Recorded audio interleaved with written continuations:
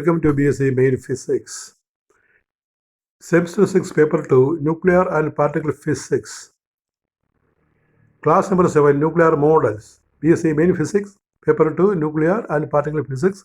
Semester 6, Class number 7, Nuclear Models. What are nuclear models? What is the purpose of studying nuclear model? അപ്പോൾ എന്താണ് ഈ ന്യൂക്ലിയസിൻ്റെ മാതൃകകൾ എന്ന് പറഞ്ഞാൽ ന്യൂക്ലിയർ മാതൃക എന്ന് പറഞ്ഞാൽ എന്താണ്? The precise nature of the forces acting in the nucleus is unknown. The precise nature of the forces acting in the nucleus is unknown. ന്യൂക്ലിയസിനകത്ത് പ്രവർത്തിക്കുന്ന ഫോഴ്സുകൾ, ന്യൂക്ലിയർ ഫോഴ്സ്, അതിനെപ്പറ്റിയുള്ള കൃത്യമായ ഒരു വിവരം നമുക്കില്ല. ഏത് തരത്തിലുള്ള ഫോഴ്സുകളാണ് ന്യൂക്ലിയസിനകത്ത് പ്രവർത്തിക്കുക എന്നത് അതിന് കൃത്യമായ ഒരു രൂപം നമുക്കില്ല.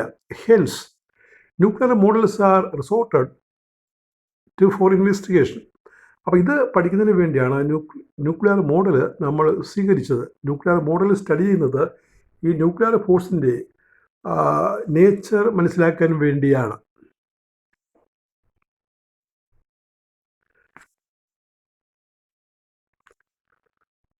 For the investigation and theoretical prediction. അപ്പോൾ ഫോഴ്സുകൾ എങ്ങനെയാണെന്നുള്ളത് ശാസ്ത്രീയമായിട്ടൊന്ന് അവഗ്രഥനം ചെയ്യണം, പ്രഡിക്റ്റ് ചെയ്യണം ന്യൂക്ലിയർ ഫോഴ്സ്. അതിനാണ് നമ്മൾ ഈ ന്യൂക്ലിയർ മോഡൽ ചൂസ് ചെയ്തത്.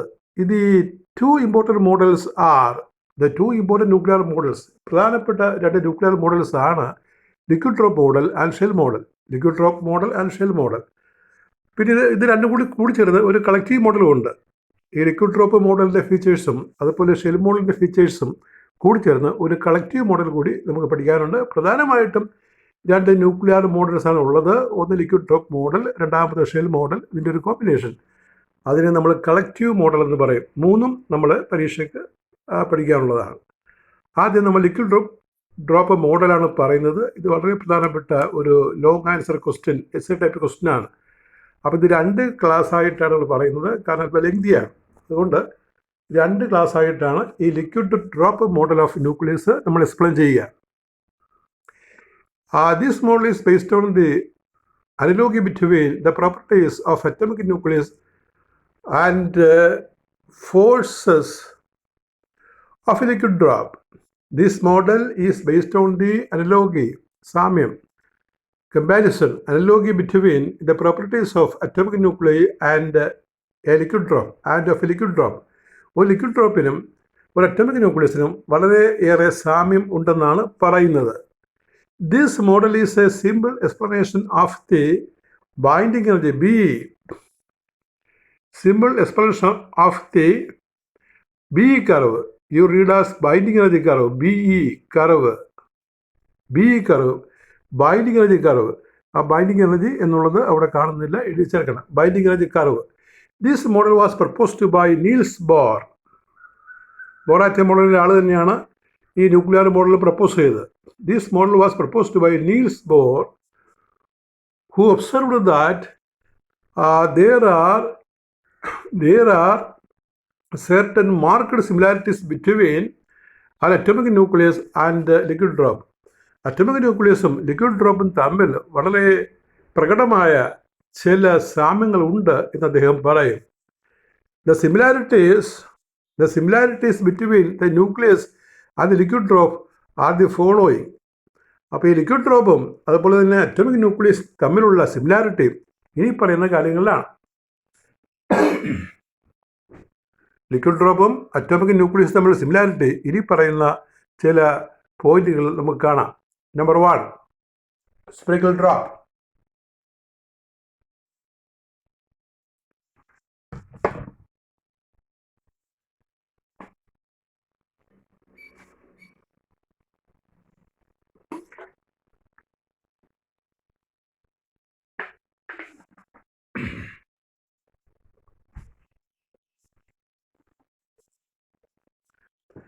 Number 1 is spherical drop.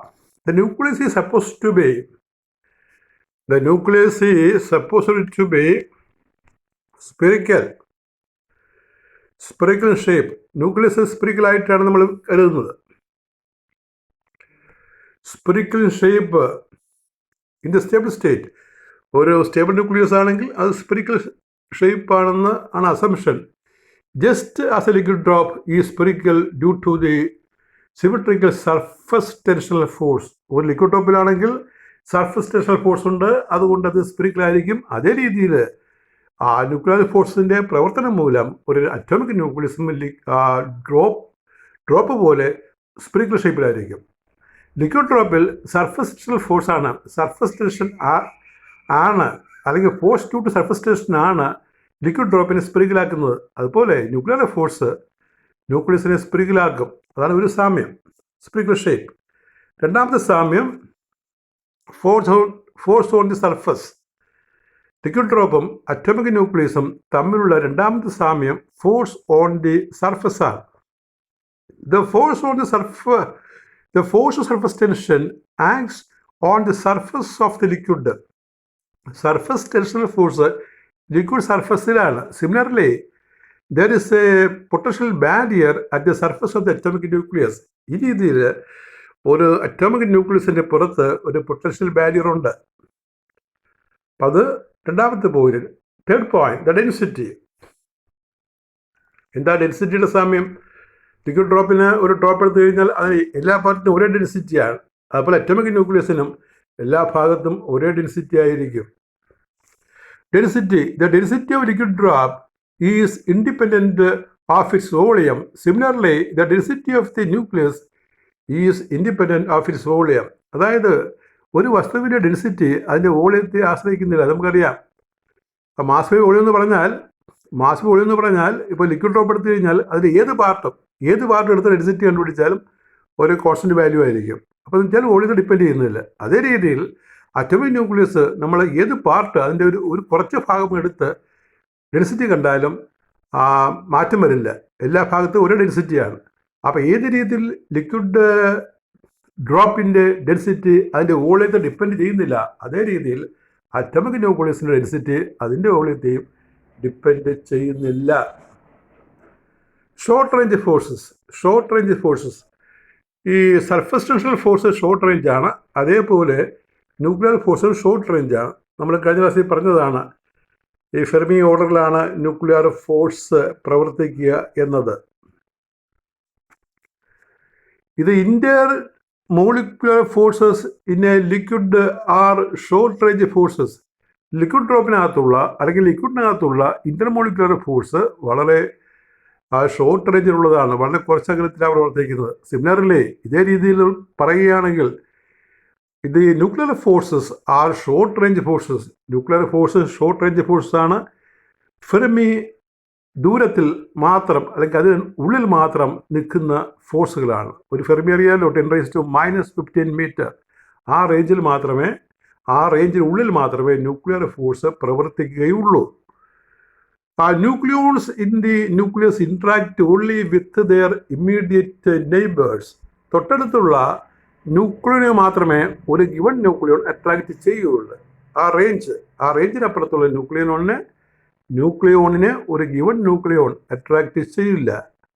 This leads to the saturation in the nuclear forces. അപ്പോൾ ഇത് ന്യൂക്ലിയർ ഫോഴ്സിൻ്റെ സാച്ചുറേഷൻ എന്ന് പറയും. നമ്മൾ പറഞ്ഞല്ലോ, ന്യൂക്ലിയർ ഫോഴ്സ് ഈ സാച്ചുറേറ്റഡ് റീസൺ എന്താണ്? അതിൻ്റെ അട്രാക്ഷൻ ഒരു റേഞ്ചിനുള്ള നിൽക്കുന്നത്, അതിനാണ് സാച്ചുറേഷൻ എന്ന് പറയുന്നത്. And binding energy per nucleon. This leads to the saturation in the nuclear force and constant binding energy. അപ്പോൾ ഈ ന്യൂക്ലിയർ ഫോഴ്സിൻ്റെ സാച്ചുറേഷൻ എന്ന് പറഞ്ഞാൽ ഷോർട്ട് റേഞ്ച് ആണ്. അത് ഈ ബൈൻഡിങ് എനർജി പെർ ന്യൂക്ലിയോൺ ആ ഐഡിയയായി നമുക്ക് തരും. This leads to the saturation in the nuclear forces and constant binding energy. അപ്പോൾ ഓരോ ന്യൂക്ലിയസിനും കോൺസ്റ്റന്റ് ബൈൻഡിങ് എനർജി ഉള്ളത് ഈ സാച്ചുറേഷൻ പ്രോപ്പർട്ടി മൂലമാണ്. അടുത്ത പോയിന്റ്, എഫക്റ്റ് ഓഫ് എനർജി. നാലാമത്തെ ഷോർട്ട് റേഞ്ച് ഫോഴ്സ്, അഞ്ചാമത്തെ എഫക്റ്റ് ഓഫ് എനർജി. ഒരു ലിക്വിഡ് ഡ്രോപ്പ് എനർജി കിട്ടിയാൽ ഇത് ഇവാപ്പറേറ്റ് ചെയ്ത് നമുക്കറിയാം. അതുപോലെ ഇവിടെ ഒരു അറ്റോമിക് ന്യൂക്ലിയസ് എനർജി കിട്ടിയാൽ മറ്റൊരു പാർട്ടിക്കിൾ കൊണ്ട് നമ്മൾ ബൊമ്പാർഡ് ചെയ്താൽ സംഭവിക്കുന്നതാണ് പറയുന്നത്. Effect of energy. ഇപ്പോൾ ലിക്വിഡ് ഡ്രോപ്പിന് നമ്മൾ എനർജി കൊടുത്ത് ഇവാപ്പറേറ്റ് ചെയ്യും. അതുപോലെ നമ്മൾ ഒരു കോമ്പൗണ്ട് ന്യൂക്ലിയസിനെ നമ്മൾ ഏതെങ്കിലും ഒരു പാർട്ടിക്കിൾ വെച്ച് ബോംബാർഡ് ചെയ്താൽ അതിൽ നിന്ന് പുതിയ പാർട്ടിക്കിൾ ഉണ്ടാകാം, പുതിയ അറ്റോമിക് പാർട്ടിക്കിൾ പുറത്തേക്ക് വരാം. ആ ആശയമാണ് പറയുന്നത്. Effect of energy on the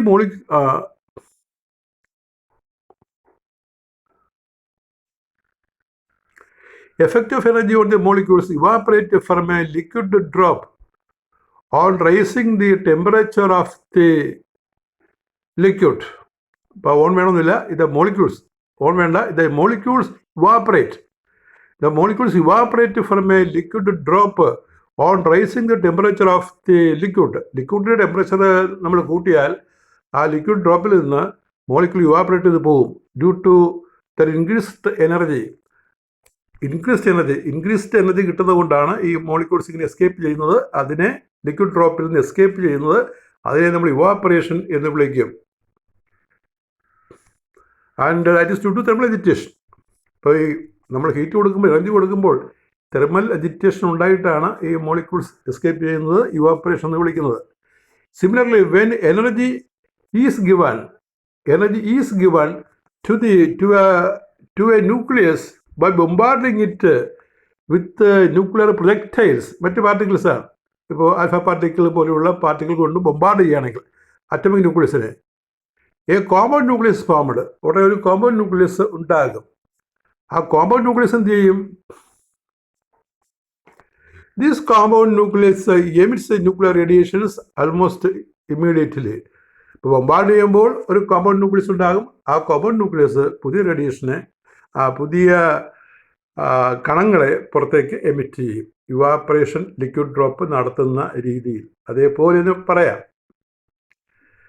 പിന്നെ ബ്രേക്കിംഗ് എന്ന് പറഞ്ഞാൽ നമ്മൾ ഇവിടെ ന്യൂക്ലിയർ ഫിഷനുമായിട്ട് നമ്മൾ കമ്പയർ ചെയ്യുകയാണ്. അതായത് നമ്മളൊരു ഡ്രോപ്പ് ഒരു പ്ലാസ്റ്റിക് പേപ്പറിൽ വെച്ച് നമ്മൾ ഷേക്ക് ചെയ്താൽ അത് സ്പ്ലിറ്റ് ചെയ്ത് 2-3 ഒക്കെ ആകും ലിക്വിഡ് ഡ്രോപ്പ്. അതേ രീതിയിൽ അറ്റോമിക് ന്യൂക്ലിയസിന് സഫീഷ്യൻ്റ് എനർജി കൊടുത്താൽ അത് ബ്രേക്ക് ചെയ്തിട്ട് 2 കഷ്ണങ്ങളോ 3 കഷ്ണങ്ങളോ ഒക്കെ ആയിട്ട് മാറാം. അതിനെ ന്യൂക്ലിയർ ഫിഷൻ എന്നുള്ള ഒരു വേർഡാണ് അതിനുവേണ്ടി ഉപയോഗിക്കുക. ബ്രേക്കിംഗ്.